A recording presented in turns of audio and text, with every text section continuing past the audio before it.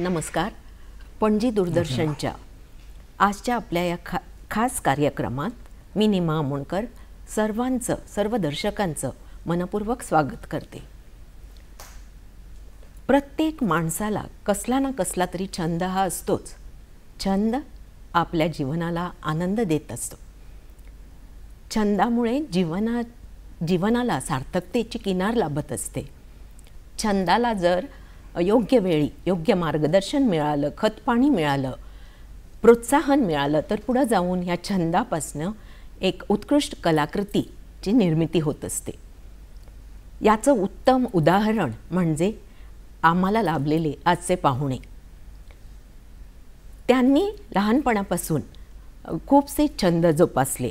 वाचन, लेखन, चित्रकला, गायन असे विविध छंद जोपासले. पण पुढे जाऊन अर्थार्जन करताना, सांसारिक जबाबदाऱ्या पार पाडत असताना त्यांनी आपल्या छंदांना विस्मरणात जाऊ दिलेलं नाही. फावल्या वेळेत त्यांनी छंदांचा योग्य रीतीनं उपयोग केलेला आहे. आजचे आपले पाहुणे आहेत साहित्यिक, निसर्गप्रेमी तसंच एक उत्कृष्ट चित्रकार श्री गुरुदास रेडकर.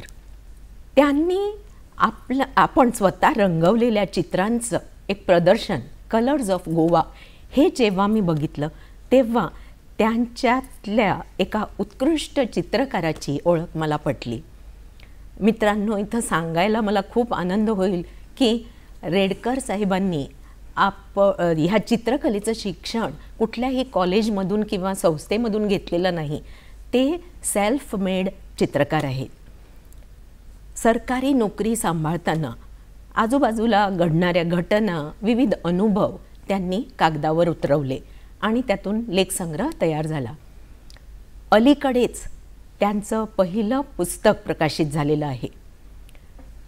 भारतरत्न, भारतीय संविधानाचे शिल्पकार, महामानव भीमराव रामजी आंबेडकर अर्थात डॉक्टर बाबासाहेब आंबेडकर यांच्यावर त्यांनी हे पहिलं स्वतः लिहिलेलं पुस्तक प्रकाशित केलेलं आहे.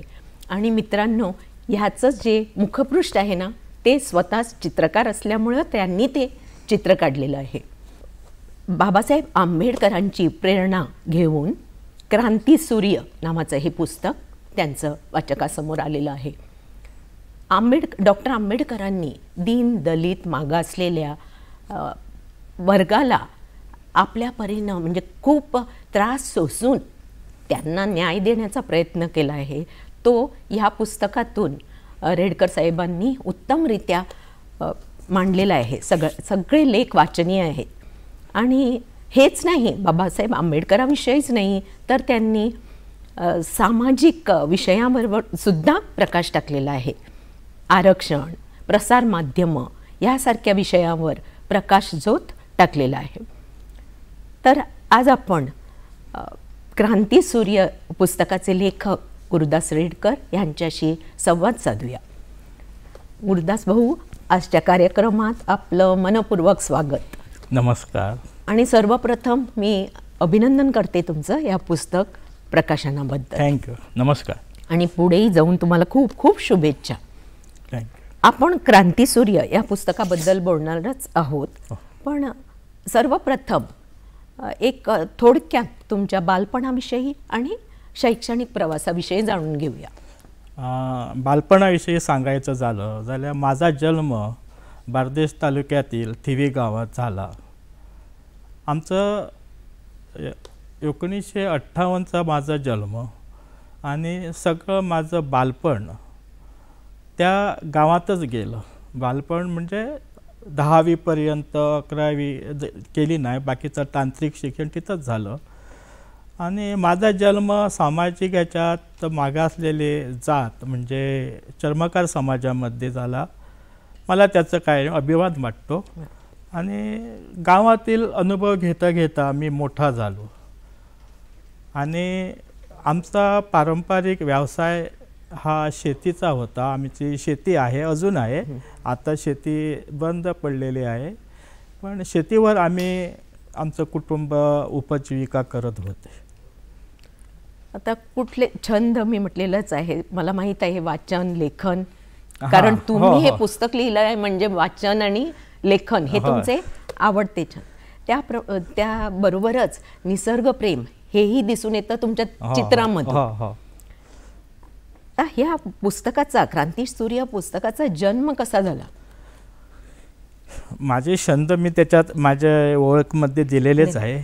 पुस्तक लिहिणे आणि प्रकाशित करणे हा माझा सुरुवातीला हेतू नव्हताच मुळे. पण मी बालपणापासून जे कष्ट सोसले, जे अनुभव घेतले आणि ते अनुभव मला माझ्या संपूर्ण जीवन प्रवासात मला कमी जास्त अनुभवता आले. त्याचं दुःख सहन करावं लागलं आणि मी नोकरीतून सेवानिवृत्त झालो. तर सेवानिवृत्त झाल्यानंतर जे मी नोकरीत असताना स्वतःच्या पैशा आणि स्वतःच्या ह्याच्यात जे कार्य केलं ते कार्य काही काळ बंद पडलं होतं. मनात सगळं स्पंदन चालू होतं. तर त्याला उजाळा देताना मी आजूबाजूला बघितलं की ही तरुण वर्ग असा गाफील आहे. खास करून गोव्याचा तरुण वर्ग अगदी गाफील आहे. त्यांना भविष्याची जाणीवच नाही आणि स्वतःच्या कर्तव्याचा पूर्ण विसर पडलेला आहे. त्यांच्या थोडी जागरूकता यावी या उद्देशाने मी थोडे लिखाण केलं. त्याच्या अगोदर या स्मरणिका थोडे आग्रहाखातर लेख मी लिहायचो, प्रसिद्ध पण झालेले आहेत. आणि नंतर मी हे व्हॉट्सॲप ग्रुप आहेत, मी थोड्या सामाजिक व्हॉट्सॲप ग्रुपचा सभासद आहे आणि त्याच्यात मी हे लिहायला सुरुवात केली आणि त्याचा संग्रह झाला. आता काय करणार, हे लोक कमी वाईट चांगले अनुभव आले, थोड्याने मला उपदेश केले, त्याचा उल्लेख आहे तिथं. तर आता काय करायचं, तर माझा मित्र दैनिक पुढारीचे अगोदरचे संपादक श्री प्रभाकर ढगे हे माझे जवळचे मित्र, त्यांच्याकडे एकदा असं बसला. तर मी म्हटलं असं असं आहे हे लेख, आता मी काय करू. तर मला ते लेख लिहिले, मला कसं ठाऊक नाही, तर ते पाठवा म्हणाले मला. एक एक करून मी त्यांना पाठवलं आणि ते वाचून सारखे थक्क झाले. म्हणाले हे तुम्ही काय करणार, आता डिलीट करणार. म्हटलं आता त्याचा काय उपयोग. तर डिलीट करू नका ना, तुम्ही एवढे चांगले लेख आहे ते लोकांपर्यंत जाऊ दे. तुम्ही पाठवले आहे तरी लोकांपर्यंत जाऊ दे. त्याचा पुस्तकाच्या रूपात प्रकाशित करण्याचा विचार करा. तिथून मग माझ्या डोक्यात ती प्रकाशित करायची संकल्पना मनात घोळू लागली. कोणीतरी निमित्त पाहिजे. कोणी मगाशीच मी म्हटलंय तसं खत पाणी मिळायला, प्रोत्साहन मिळायला पाहिजे. तुम्ही करू शकता. त्यांनी वाचले आणि तुमचं हे पुस्तक जन्माला आलं. बरोबर. तुम्ही यापूर्वी हे आंबेडकर चळवळीत सहभाग घेतलेला आहे, त्याच्याबद्दल थोडक्यात सांगावं. आंबेडकर चळवळीचा माझा जवळचा सहवास म्हणजे मी नोकरीत लागायच्या अगोदर जे मला जातीयतेच्या माध्यमातून जे मला त्रास झाला त्याचा मागोवा घेण्याचा मी प्रयत्न केला. मागोवा म्हणजे हे का होतं असं, आम्ही हिंदू धर्मीय, मग हे चर्मकार, ते महाराणी, हे भंडारी आणि ह्या जाती किती 7,000 जाती या कशा आल्या आणि का आल्या ह्याचा मागोवा घेण्याचा मी प्रयत्न करत राहिलो. खूप गेलो. तेव्हा साहित्य नव्हतं गोव्यात, तर साहित्य नव्हतं. दलित किंवा ह्या जातीविषयी डिटेल कोणी काय लिहिलं नव्हतं. तर असं करता करता माझा शोध सुरू होता आणि मध्यंतरी मला नोकरी लागली. माझं शिक्षण पण चालू होतं. नोकरी लागता लागता तर हे आज आरक्षण हा प्रश्न आला.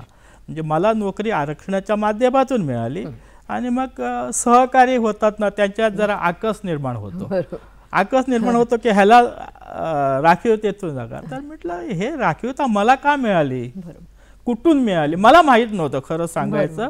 हे राखीवता मला आहे हे नोकरी करच्या अगोदर, नोकरी लागेपर्यंत मला माहीत नव्हतं. कारण मी गावात खेड्यात राहिलेला, मी स्वतःला सर्वसाधारण सर्व समाजापैकी एक घटक म्हणून समजत होतो. तर ते पुढे करता करता करता शोध घेता घेता पुढे मित्र लागले.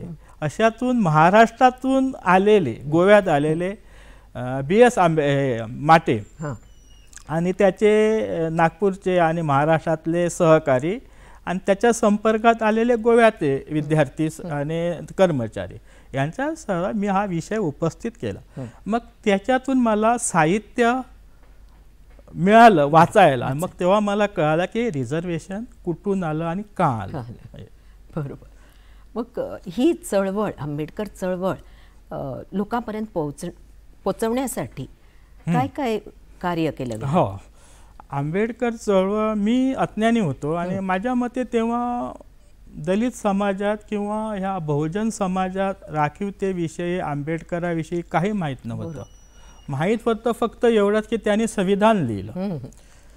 तर मी जेव्हा माझ्या मित्राने आंबेडकरांची भाषणाचा संग्रह मला दिला, धनंजय कीर यांचं चरित्र आंबेडकरांचं वाचलं मी आणि माझ्या डोक्यात हळूहळू प्रकाश पडायला लागला आणि मी सतर्क व्हायला लागलो. तर हे माझी तर परिस्थिती अशी आहे, तर इतर समाजाची कशी असणार, तर त्याच्यासाठी काय करायला होईल. तर त्याच वेळी हे भारतात ऑफिसरांचं एक संघटन तयार झालं, बामसेफ नावाचं.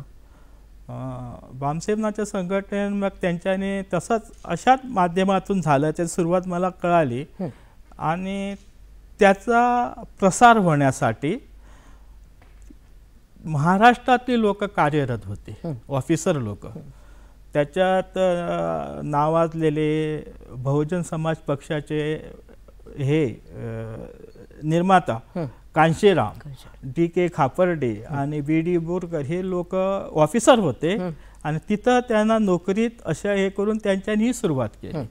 बामसेफ हे सुशिक्षित नोकरी करणाऱ्याचं संघटन, नॉन पॉलिटिकल. ते कुठल्याही राजकीय पक्षाचे भाग नाहीत, कधीच नव्हते.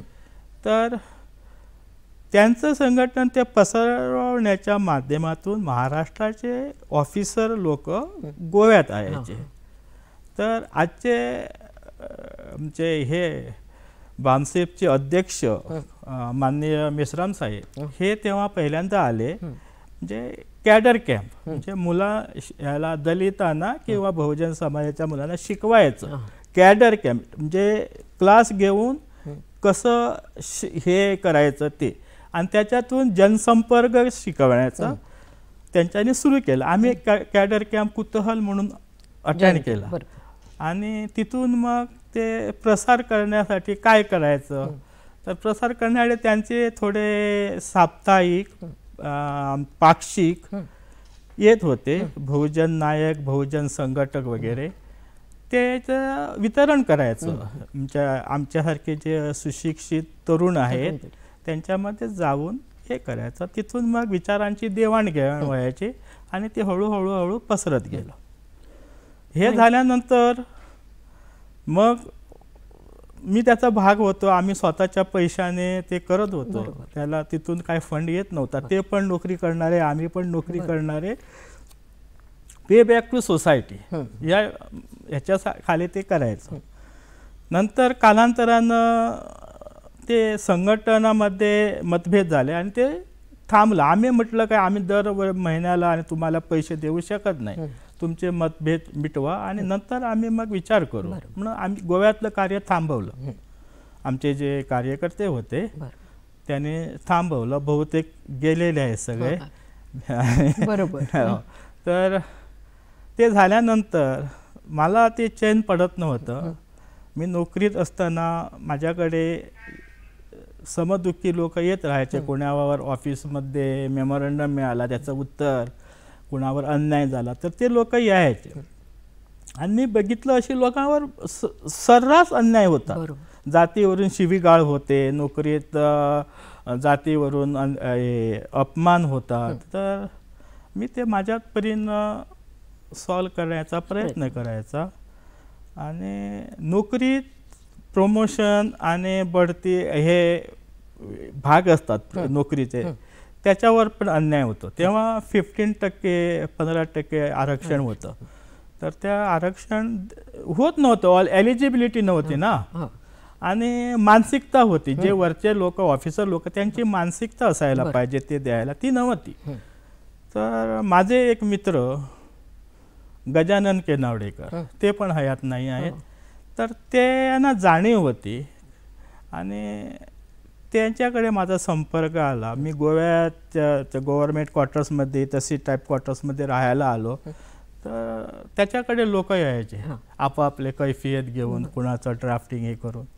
तिथून मग आम्ही विचार केला, अरे तू म्हटलं हे त्याची 2 मुलं होती आणि बायको होती आणि तो बायकोवर हे करून तसं कसं तरी चाललं होतं हे करण्यात आणि तो लोकांना जास्त म्हणत.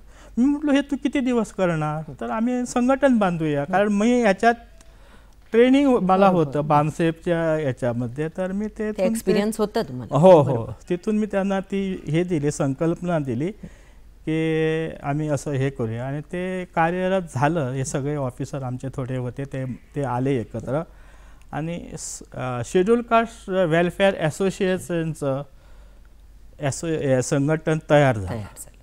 पुढे त्या संघटनेला ऑफिस नाही, कुणाच्या तरी मित्राच्या ऑफिसमध्ये हे होतं, मीटिंग होत होत्या. त्यासाठी ऑफिस तयार करण्याच्या उद्देशाने एक ऑफिस घ्यायचं ठरलं, त्याच्यातून फंड निर्माण करायचं होतं. तर ते एक सुविनूर काढलं आम्ही, त्याच्यातून ॲडव्हर्टाईज ज्या आल्या त्या पैशातून ऑफिस घेतलं. आज पण आहे ऑफिस पोरवरीत. तर त्याच्यानंतर मग एक असे वाढत गेलं. पण वाईट वाटलं काय, लोक काय करतात, आमच्या बहुजन समाजाचे लोक काय म्हणतात, गरज सर्व वैद्यमोर, काम झालं काय मग आपली जबाबदारी विसरतात आणि मग ते संघटन कोलमडून पडतं. कारण त्याच्यातून काही रोजगार नसतो, द्यायचंच असतं, घ्यायचं काही नसतं. तर अशा हेतून झालं. त्याच्यानंतर ते संघटनाचे ते केनावडेकर वाढले आणि ते बंद पडलं. त्याच्यानंतर महार समाज, माझे मित्रमंडळ होते, त्यांच्याने आपल्या समाजाला जागृत करण्याच्या दृष्टीने परिषद घ्यायचं ठरवलं. महार परिषद पेड्याला घेतली परिषद आणि एक हे दिलं, पत्रक दिलं. खुद्द रमाकांत खलप होते व्यासपीठावर, तेव्हाचे राज्यकर्ते, राजकारण करते. पण काही झालं नाही, त्याच्यात खूप डिमांड होते, काही झालं नाही. तिथून काय झालं, मग पुढे चर्मकार समाजाचं म्हणा की आपल्या बांधवांना एकत्र करायचं चर्मकार मेळावा म्हणून झालं. तर चर्मकार मेळाव्याचं पण ते माझ्याकडे आले, कारण मी ह्याच्यात रुळलेला होतो ना. ते माझे मित्र आले माझ्याकडे, तुझं सहकार्य पाहिजे. म्हटलं सहकार्य कशाला, मी म्हटलं मला न्यूट्रल केलेलं आहे, मला काय नाही, तू पाहिजे म्हणाले. तर ते लोक आले, ते विद्याधर आल्लेकर आले, माझे मित्र जयंत वेंगुर्लेकर आले आणि असे आले 5-6 अजून होते. तर बरं आहे म्हटलं, ते करा. ते चर्मकार समाजाने तसंच पैसे गोळा करून मेळावा घेतला इथं परवरीत. मेळावा घेतला, तसंच पत्रक काढलं. राजेंद्र आल्लेकर जे आजचे बिहारचे राज्यपाल आहेत ते होते त्यावेळी. तर सगळं झालं, पण काही निष्पन्न काही झालं नाही. निष्पन्न काय झालं ना, त्यांचं काय झालं, तुम्ही एकत्र या, तुम्ही वेगळे, महार वेगळे नको.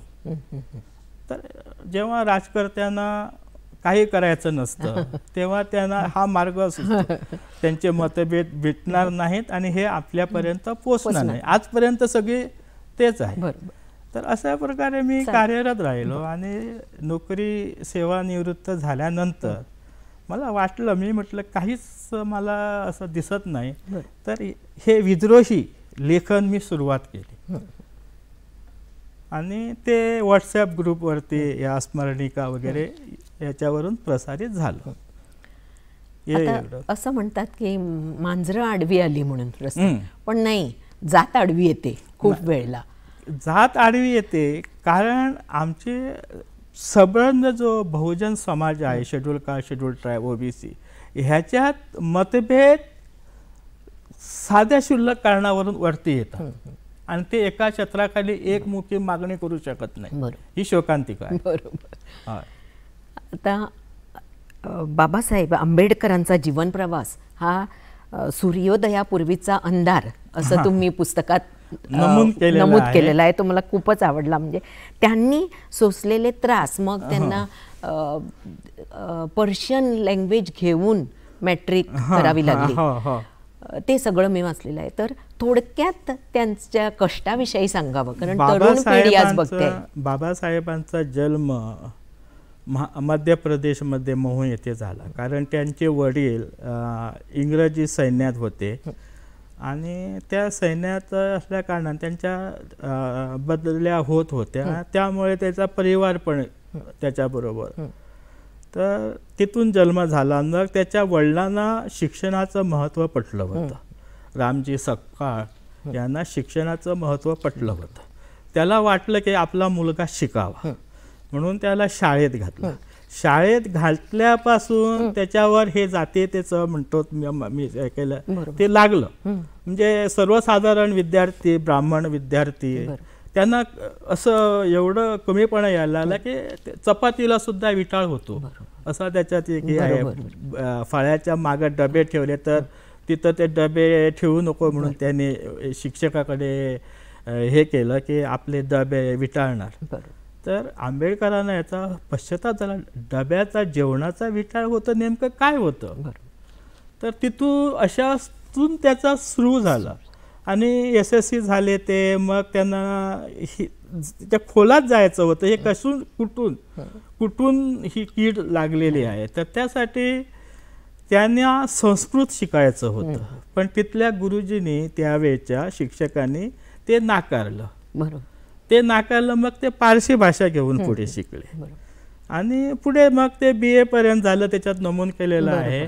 आणि ते केळुसकर गुरुजी, त्याची गरिबीच्या परिस्थितीमध्ये त्यांना पैशाची चणचण भासले, मार्गदर्शक म्हणून केळुसकर गुरुजी त्यांना लाभले आणि दाते लागले. हो, दाते सयाजीराव गायकवाड बडोद्याचे संस्थानिक होते, त्यांच्याकडे ते घेऊन गेले केळुसकर गुरुजी आणि त्यांना तिथून शिष्यवृत्ती दिली त्यांनी 2 वर्षासाठी. आणि ते शिकून ते परत ते नोकरी करून पैसे परत पेड करायचं असं काहीतरी करार होता.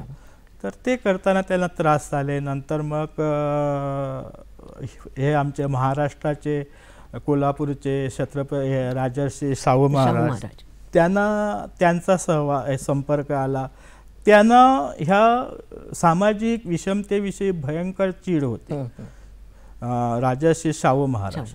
तर त्यांनी ह्याला बोलावून घेतलं की कोण हा विद्यार्थी एवढा पदव्या घेतो आणि पुढे पुढे जातो. तर तेव्हा त्याने भविष्य वर्तवलं की दलितांना आता यापुढे नेत्याची गरज लागणार नाही, हा नेता जन्माला आलेला आहे. असं एकूण त्याचा प्रवास. पुढे मग त्यांनी ठरवलं, ते विद्याविभूषित झाले. मग विद्याविभूषित होऊन इथं आले. मग वेगवेगळे त्याचे जीवनावरचे स्तरीय म्हणजे त्याच्यात चौदार तळ्याचा हे काळाराम मंदिर प्रवेश आला आणि वेगवेगळे हे म्हणजे त्यांनी भोगलेले त्रास पुस्तकात मित्रांनो हो त्या लेखाचा उल्लेख आहे. इन शॉर्ट आंबेडकर कळावा म्हणून तो लेख क्रांतीसूर्य. त्यातून खूप कळतं की त्यांनी भोगलेले त्रास आणि शिक्षणाला पहिलं म्हणजे महत्त्व दिलं. कारण समाज शिकला तरच तो काहीतरी आपलं डिसिजन घेऊ शकतो. बरोबर, हक्क त्याला कळतात. आंबेडकरांचं म्हणणं होतं कुणालाही ज्याच्यावर अन्याय होतं त्याला अन्यायाची जाणीव करून दिली काय तो बंड करून तेवढंच त्यांनी केलं. आणि त्याचेच प्रयोग हे होते माझ्या मते, चौदार तळ्याचा सत्याग्रह आणि काळाराम मंदिर प्रवेश. बरोबर, त्याचेच हे होते प्रयोगाचे हे होते भाग होते. अस्पृश्यांचा मसीहा डॉक्टर बाबासाहेब आंबेडकर, त्यांनी आपलं म्हणजे खूप उद्धारासाठी खूप कार्य केलेलं आहे. पण आंबेडकर विचारधारा लोकांच्या मनावर रुळते आहे का असं तुम्हाला वाटतं? आंबेडकर विचारधारा आजच्या घडीला सगळ्यांच्या मनावर रुळलेली आहे. गोव्यातील तरुण गाफील आहे. गोव्यातील तरुण गाफील का याच्यावर जर थोडक्यात सांगायचं झालं तर गोव्यात संस्थानिक राज्य नव्हतं, पोर्तुगीज राज्य होतं. पोर्तुगीजांनी छळ केला गोव्याकरांचा ह्याच्यात ह्या दलितांना काय सूट मिळाली नाही, पण त्यांचं कायदा जरा कडक होता, त्यामुळे हे इतर ओबीसी लोक होते ते ह्या लोकांना तेवढे शाळेला ढजत नव्हते. त्यामुळे ह्या लोकांना जातीयतेची जाच हे बसतं ना, धग तो कमी बसला. त्यामुळे हे गोव्याचा तरुण गाफील आहे. जेवढे महाराष्ट्र, उत्तर प्रदेश, मध्य प्रदेश ह्या राज्यातले तरुण जेवढे जागृत आहे तेवढे तरुण गोव्यातले नाही आहे. मग तो शेड्यूल कास्ट असू दे, शेड्यूल ट्राईब असू दे, ओबीसी असू दे, कुठलाही असू दे. आज मला इथं एकच गोष्ट सांगायची आहे. शेड्यूल कास्ट, शेड्यूल ट्राईब सर्वांना समोर येतात, दलित म्हटले काय ते. ओबीसी समाजांना आपले हक्कच माहीत नाही. आंबेडकरांनी त्याच्यावरती प्रकाश टाकलेला, हू वेअर द शूद्रास. आंबेडकरांचं सगळं साहित्य हे इंग्रजीतून लिहिलेलं आहे. मग ते वेगवेगळ्या राज्यांनी भाषांतरित केलं. तिथं त्यांनी नमूद केले शूद्र कोण होते.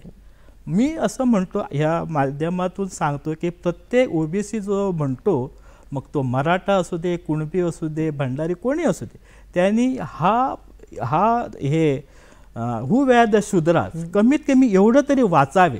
त्यांना कळून येणार ते कोण आहेत. आणि नुसतं दुसऱ्यांना हे करून काय म्हणतात ते काय हे होणार, दूषण देऊन काही होणार नाही. प्रथम आपण स्वतः कोण आहे, आपलं कर्तव्य काय आहे हे जर समजलं तर अत्याचार, अन्याय सहज नष्ट होईल, असं माझं प्रामाणिक मत आहे. गुरुदास भाऊ, तुमचं आणखीन एक वाक्य मला खूपच आवडलं. ते म्हणजे आताच तुम्ही सांगितलंय त्याचंच हेडलाईन, देशात आंबेडकरी चळवळ आणि गोव्यात नुसती वळवळ. याच्यावर तुम्ही आता प्रकाश टाकलेला आहे. आंबेडकरी चळवळ आणि गोव्यात नुसती वळवळ हे आर्टिकल इथं आहे. बरोबर. तर हे आर्टिकल लिहायचा उद्देश म्हणजे काय, मी असं आहे की मला जे वाचायला मिळतं ते मी शोधत पुढे जातो. हा जो लेख लिहिला म्हणजे वर्षापूर्वीचा असेल, तर त्यावेळी भारतात सगळीकडे चळवळी होतात, चळवळी चालू होत्या. शेतकऱ्यांचं आंदोलन, विद्यार्थ्यांचं आंदोलन, सगळ्यांचं, कन्याकुमारी ते बरोबर काश्मीरपर्यंत. आणि त्या मानानं गोव्यात काहीच जाणीव नाही. इथले लोक शेड्यूल कास्ट आणि शेड्यूल ट्राईब तर निवांत आहेत. फक्त ते आंबेडकर जयंत्या साजऱ्या करतात, मोठमोठ्याने घोषणा देतात, दुसऱ्या दिवशी संध्याकाळी देवळात जाऊन घंटा वाजवतात, पूजा करतात. माझं म्हणणं असं आहे, आंबेडकरी चळवळ, आंबेडकरी विचारधारा आणि सनातन विचारधारा एकत्र जाऊ शकत नाही. आंबेडकरी विचारधारा समानतेचा उच्चार करते, विज्ञानाचा पुरस्कार करते, ज्ञानाचा पुरस्कार करते. आणि सनातनी विचारधारा जातीयतेचा उच्चार करते आणि जे काल्पनिक विश्व आहे त्याचा पुरस्कार करते. हे दोन्ही विचार समोर जात नाही. त्यासाठी मी तसं म्हटलं की देशात आंबेडकरी चळवळ आणि गोव्यात नुसती वळवळ. आजपर्यंत माझ्या अभ्यासाप्रमाणे गोव्यात अशी कुठलीच चळवळ चालली नाही. मला आठवतं रापणकरांची चळवळ, त्याच्यामुळे कुळ मुंडकरांची चळवळ, अजून अखेरपर्यंत कुठल्या चळवळीनं भाग घेऊन यशस्वीपणे पाठपुरावा केलेला नाही. आज पण अनेक येतात मध्येच गडप होतात. त्याच्यातून जे नेतृत्व तयार होतं, म्हणजे जे तरुण नेतृत्व करतात ते कुठल्या तरी मग पक्षात दिसतात. मग काँग्रेस असू दे, बीजेपी असू दे, कोणी अपक्ष असू दे, ते मग आमदार म्हणून उपयोगी येतात. तिथं त्यांचा चळवळीचा भाग संपला. बरोबर. तुम्ही प्रत्येक नागरिकानं संविधान वाचावं असं म्हटलं आहे, तेव्हा तुमचं निरोप घेणं मला कठीण होतंय, कारण खूपसं ऐकावंसं वाटतं तुमच्याकडून, कारण जाणून घेण्यासाठी खूप काही आहे तुमच्याकडे ज्ञान. पण जाता जाता आमच्या नवीन पिढीला काय संदेश देऊ पाहणार? मी प्रत्येक नागरिकाला, बाबासाहेब आंबेडकर हे फक्त दलितांचे नेते नव्हते, ते समाजाचे नेते होते. आणि आजच्या घडीला संबंध देशातच नाही जगात आंबेडकर विचार पोचलेले आहेत. आणि ते विचार प्रत्येक मानवाला उपयोगी आहेत. तुम्ही कुठंही जावा आणि बघा, ते आंबेडकर विचारांना पुरस्कृत करतात. मला वाटतं प्रत्येक नागरिकाने, भारताच्या नागरिकाने संविधान वाचावं.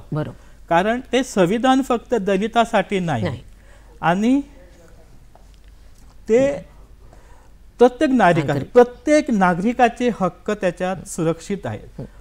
महिला कोड बिल आणि